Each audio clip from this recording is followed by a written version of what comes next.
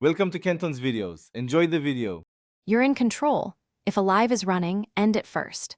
Tap the end button on screen. This cuts the stream and prevents new viewers from joining. When TikTok asks about saving a replay, choose not to save if you want the live removed.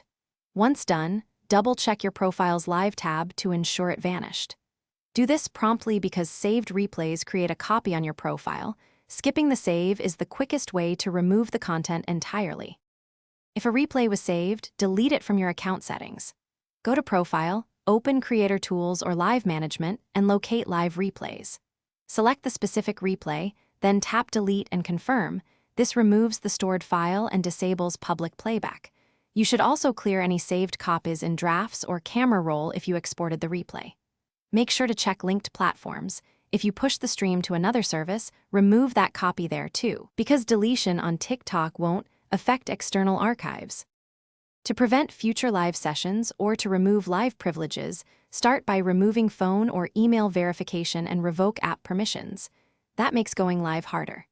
If you need platform help, contact TikTok support and request account-level removal of live or replay content. Explain why and provide timestamps.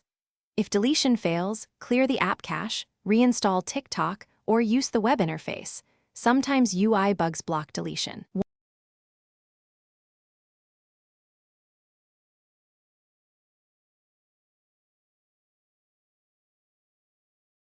Thanks for watching. Consider subscribing if we helped you.